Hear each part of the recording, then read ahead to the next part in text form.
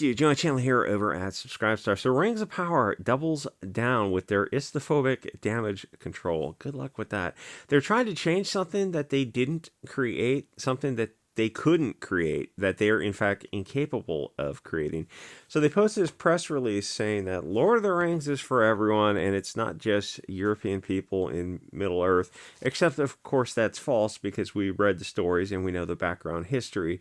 They're changing something that someone else created, and they're acting as if they speak for the creator. It's a level of hubris going on here that seems only something you see more and more recently. It just kind of would have been inconceivable, people talking like this years ago, as if they created Lord of the Rings and they know what is best for it. It's just insane. I mean, they're not curative. They're transformative. They're changing something that was so well known and enjoyed by so many people around the world, translated in many different languages, and they're transforming it into just Pravda levels of propaganda to carry whatever message they're pushing at the time. So probably because the best stories are nationalistic, tribal-based stories. Globalist stories feel like the propaganda that they are, because nowhere in the real world are there examples of their stories ringing true that they're drawing from. National stories are drawn from the human experience. It's why they connect with people. Globalist, diverse stories don't ring true because people know that in the real world, the opposite is true. I mean, that's the definition of propaganda. You know that you're being sold some propaganda just from these Hollywood parasites. They're just the worst people on earth are the ones who think they have the moral high ground. Like, didn't you guys applaud Weinstein for like 30 years? Oh, yeah, but moving on. Hey, look, shiny object. These people will never see that they're the bad guys. So this has got to be like the 20th plus video I have made on these Afro Hobbits. But the videos usually do pretty well. And I like making them because these people are so annoying. Touch grass, my guy. Yikes, my dude. I don't know if it rises to the level of hatred because I just don't I don't watch their stuff like you. I mean, many of us, we watched a little bit of it and enough to know that it's not for us. But that won't stop me from making fun of it. And I would make more of this kind of stuff covering this type of topic or the comic book coverage.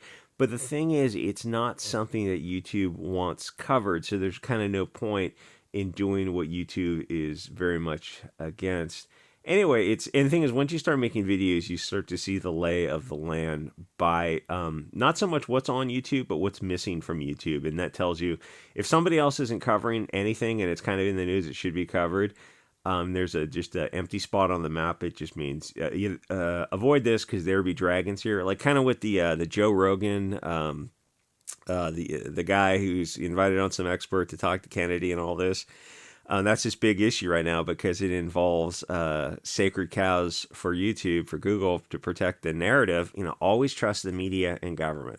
Well, I mean, I didn't trust them over the past 3 years because I'm, hashtag pure blood. But that's a topic that you can't really get into, or if you do, you got to be like an expert like the quartering because it deals with the Wu flu and the companies involved with that and the wealth transfer. It's just something YouTube, Google, the puppet masters don't want you talking about. Anyway, so these people you look exactly like I expected you to look. Anyway, it's not hate with these people. It's kind of more disappointment for the shows because they could have made shows if they had tried to honor the original artistic story, especially for something like Star Wars. 2015 Star Wars was just what a way to take the wind out of people's sails. And they saw that first 2015 Star Wars and what the F is this S?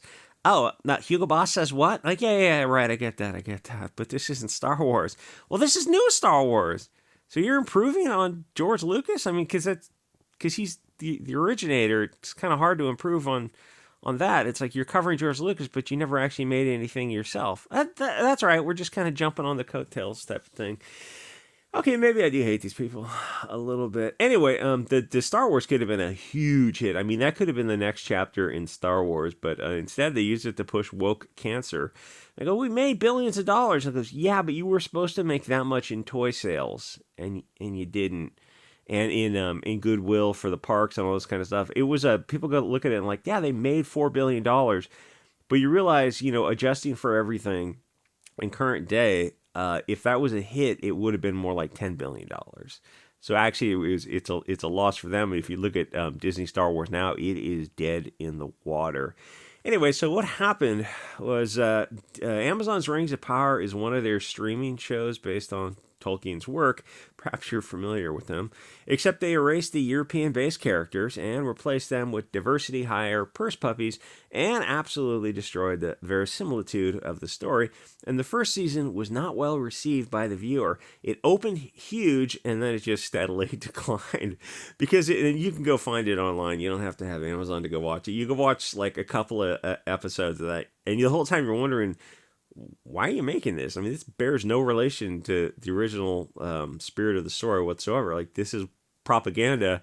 And now the left wing's in this tricky position because they know it's propaganda. And if they're fans of the original, but they have to bend over backwards to try to justify it. And it's like, find your balls. Like, just because it's a racial issues with this, they will always manipulate. If they know they can manipulate you by calling you istophobic, then you will never be able to resist them in any capacity. That's what the position that the moderate left wing is in right now, that they're completely powerless because they will never stand up and say, oh, this show sucks. Because they know the next response is an ad hominem calling them istophobic. You go, Lord of the Rings is based on European mythology. It has to have European people in it. There's no justification for this. If you want to write a new story with whoever, Africans, Indians, Chinese, write something new. This is Lord of the Rings. It's like, this is what you're writing is propaganda, and they'll never find the balls to just say something like that because there's the moderate left wing is scared of being canceled. Anyway, so the first season was not well received because Lord of the Rings. It's like, we've read the books, we know the vibe of Lord of the Rings. It's based on it's a piece of the European fabric of the rich sacred culture of the European people. Yes, the language is a bit florid, effusive, and saccharine, but that's how these useful idiot SJWs talk. They talk like assholes. They speak like that to give themselves an inflated sense of importance. Anyway, they erase the English people who should have been in the show, which, according to them, is cultural appropriation. It only went one season because the Wu Flu came along. I guess they didn't want to film during the Wu Flu for some reason. They seem like kind of pussies to me. So there's going to be up to 2 years before the second season, which works out well for them because the second season would also... Oh, this is their... They released this bizarro statement because they're trying to conflate like threats and criticism and try to put this all together. It's just nonsense. The second season would also obviously have bombed. Then they're in the position of dragging a dead horse across the finish line. So what this does actually is they're saying, if you don't like the show for any reason, the reasons are moot, then you are istophobic. Like, but this isn't Lord of the Rings. Lord of the Rings is all the reasons I just explained. That's not how they're framing the argument. But I mean, all this stuff is pointless because you can get 100,000 likes on Twitter for this kind of virtue signaling nonsense post. Is it going to get people to tune into Amazon or pay for an Amazon Prime subscription to watch this? No, it's not going to do any of that kind of stuff. Anyway, so it would be embarrassing for Amazon Films. It's like why Warner Brothers canceled the Batwoman movie. Because it would have hurt the brand. It was so bad. And like a $90 million movie, they're like, we'll just eat the loss on that. It was so bad, it would hurt the brand. It would have made Warner Brothers look like a Golden Globus type of production back in Superman 3 and 4. Anyway, so in 2 years, when the season 2 comes out, it's still going to suck, but it's going to be a fresh suck, and some time will have gone by. But I can guarantee you the same YouTubers who ripped the first season are just going to come back and rip the second season. It'll do, like, even less people will tune in for season 2 because you're not fundamentally changing anything. For the next 2 years, they're just going to continually attack the non-existent audience, calling them mistophobic. It's like, that's this negative manipulation that they don't seem to understand, because it's like that doesn't get people to watch the show. It just pushes away a few more people, and like people who already have their minds made up are not going to pay for Amazon Prime in 2 years just to watch this show. But it doesn't get you anything. All it does is kind of cover their CYA for them, because when the show, like nobody's going to watch the show when it has to go. They have 4 more seasons planned, and it's like $700 million invested in this thing, and there's no way they're going to turn this thing around. But it kind of sets them up for, people didn't like the show because they're istophobic, and like people are just not ready for hatred. Here's this statement. This statement is just insane. Anyway. So with the if the 2 year break, they can do damage control by doing as many interviews as possible. So look at the factors. They're the bad guys here. They're disrespecting Tolkien and the customers. The show came out and the viewer numbers dropped off a cliff. Everyone involved in the show knows that the show is in deep waters. They know this, and yet they still come out doing these interviews and call the customers istophobic for having stopped watching the show and criticizing it. The viewer isn't phobic. Everyone involved in the show is an anti-white racist. They're the bad guys here. This would not be tolerated if it was done to any other group of people, but they're the woke crowd, and for some reason that makes their hatred acceptable. Stories have to make sense. The story is based on Europe and the European people. It doesn't make any sense to have this United Colors of Bennington approach to casting. Example, you have the elves, hobbits, and dwarves in the show. They all should look like they're from their own tribe of people. They might be based on the English, the French, and the Spanish. Everything works together. The story has internally consistent rules, and you know the setting of the story. It's the small English village of about 100 years ago. Except in the woke rings of power, you have Afro-hobbits, and yet they never explain the Afro-hobbiting. So why are they together? How does that work? Can somebody explain that? Well, it's just never happens. And there's this cringy scene where one of the Afro-hobbits is talking to the Euro-hobbits, and they're talking about their way of life in their tribe. And the viewer is asking what the hell is going on and having to explain to everyone else watching about the globalists and their propaganda, but it's not internally consistent to the show. It doesn't have verisimilitude, the willing suspension of disbelief. It's, you're clearly watching propaganda and you can't immerse yourself in the show because you know that this is just the worst people in Hollywood are coming up with this kind of stuff. Why are these two groups together if they don't look the same? It's such a simple question. It's like sometimes you just have to ask simple questions, almost like childlike questions.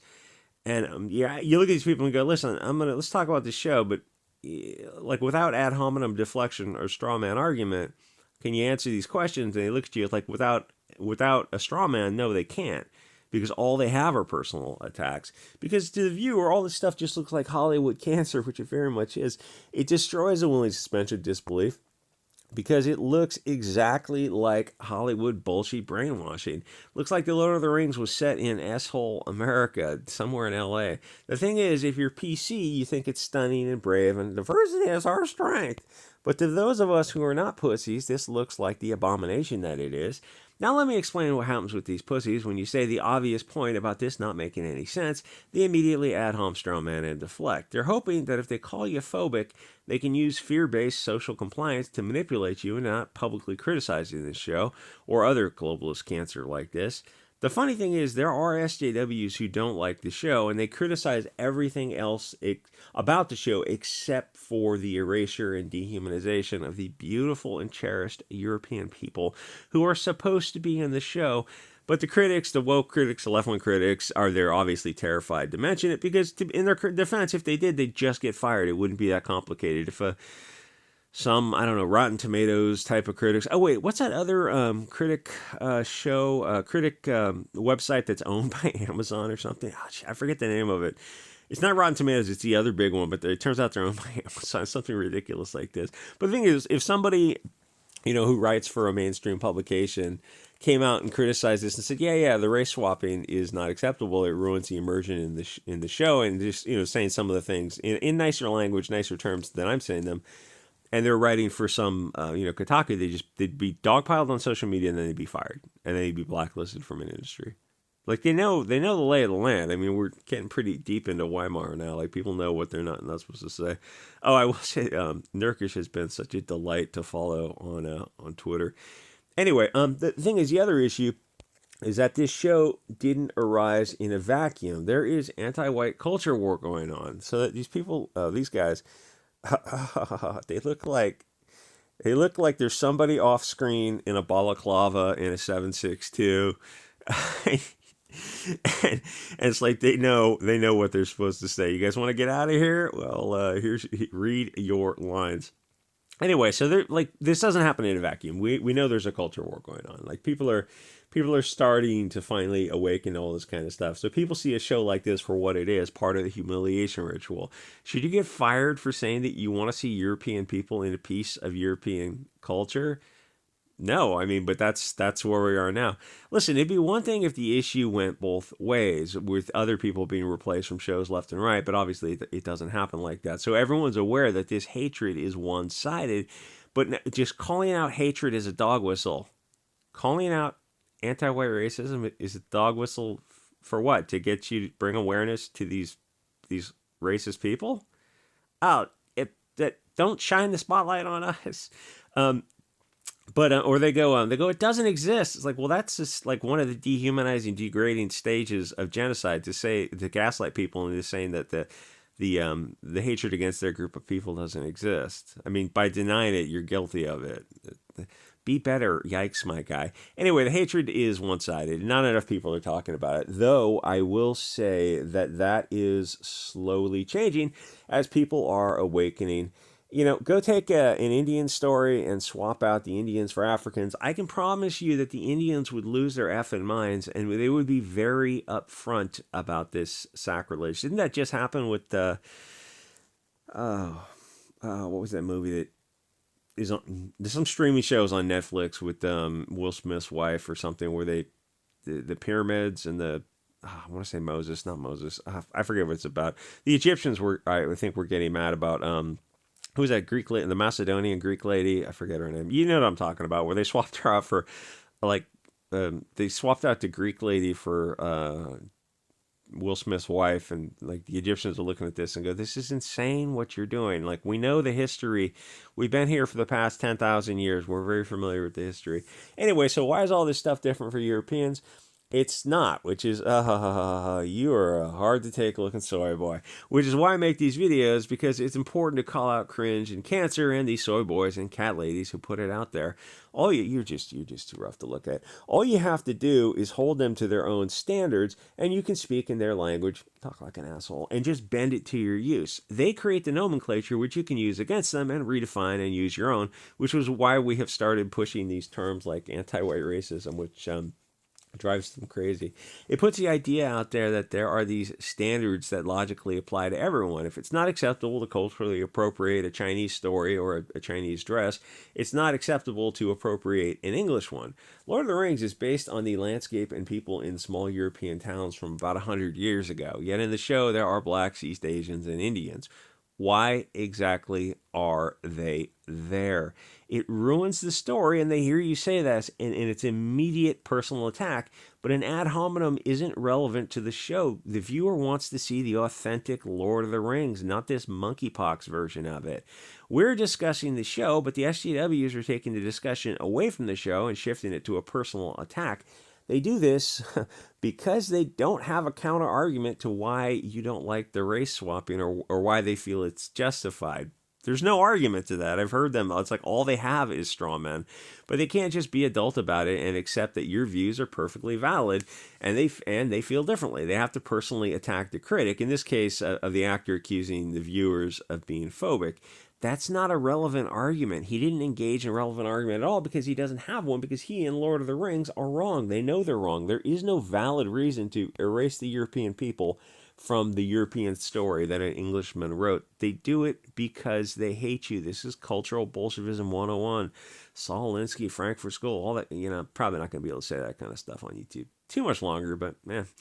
They know that they're using the story to push a lot of stuff just slips out, to push this globalist worldview in which they erase the people who were responsible for the creation of the story. They're going to be doing damage control for the next 2 years. They're going to constantly push the narrative that any criticism of the race swapping is phobic, but that's not an argument. That's a conclusion, which is useful when you flat out don't have an argument which explains the race swapping, which they don't. The viewer hasn't said anything phobic. I mean, people might be joking around on Twitter, or there might be like legitimate trolls on Twitter. Welcome to the internet, you pussies. But most people don't like the shows because the European-based characters were erased. There's no justification for that. That's a degrading, dehumanizing part. It's one of the stages of genocide, and it's like it's all actually happening, and nobody wants to address it. It's like, oh, come on, that couldn't actually be happening. So much not to say on that. Anyway, so that's not phobic. That argument doesn't make sense. They don't like Rings of Power because this version isn't based on Lord of the Rings. It's something different. It's obvious effing propaganda. What would you call it when it's not curative? It's transformative. That by definition is propaganda. And that's not a phobic statement. If you made a show about some African tribe hunting the lizard people in some fictional Afro fantasy analogy, and I came along and said that you needed to get rid of the blacks and replace them with Japanese because Konnichiwa Domo Arigato-san are the best, even better than the Africans, then maybe you'd have an argument. But here, the Rings of Power people are the racists. They're the bad guys in this story. It's okay to call them out on that. They can try to manipulate this with friendly media coverage all they want, but ultimately they're not respecting the original source material and everyone can freaking see it. Stories have to have immersion. You have to be able to block out the outside world and fall into the story. Like, what's his face fell into the waters of the dead in Return of the King. But with this show, I see Afro hobbits, and I know I'm seeing the parasite filled brainworms of people who take vacations on islands and have, Mossad blackmail, honeypot stuff videos against them. They're not going to guilt people into watching the show, but they're doing damage control so that when the second season bombs, it's not their fault. It's the estophobic audience's fault. Great. I mean, it doesn't get people to watch the show, and the second season is going to. So say the first season opens at like 100% viewership, and then there was eight episodes, and it just steadily dropped to where the end is like 30%. So the second season is not of course going to equal the first season. It's going to open lower and then drop lower, and I will just carry on for the next. They're supposed to do 5 seasons of this, and then they're in this tough position of it hurts the brand of Amazon Video, which is just a small section of Amazon. Keep in mind, if they abandon the show, but it also hurts it if they keep making a show that nobody is watching. I think they will probably keep making it all 5 years, which is great because it's something to make fun of. But they're hoping at some point they probably hope people just don't watch it because they don't want to be remembered. They don't want it to like people to be talking about by people are talking about the show but they're not watching it. That's a bad position to be in because then it shows like, wow, it's so bad that even they think all publicity is good publicity. And there's a theory that why some of these media companies are confused is because they hear the buzz and the chatter on social media where they do like a search, like a coyote scavenger search where they're trying to pick up words related to the show, and that determines buzz, but they're unable to differentiate between good buzz and bad buzz. And, ultimately, like a lot of people behind the scenes of the show, if you're working in PR, the media companies for them, they don't want to be told, like, what they want to hear. They don't want to be told bad news. You're just not going to be working there for long if you're the one who's giving them like an honest assessment of the show. But they think all buzz is necessarily good buzz, but it's not because the numbers don't lie. Like there's bad buzz. That's why bad buzz is people laughing at the show but not paying to watch it. It's like, well, you're in a business to sell monthly subscriptions to Amazon Prime Video, and if that doesn't happen, then you're losing that money. But anyway, like, comment, subscribe. I'll see you guys all next episode.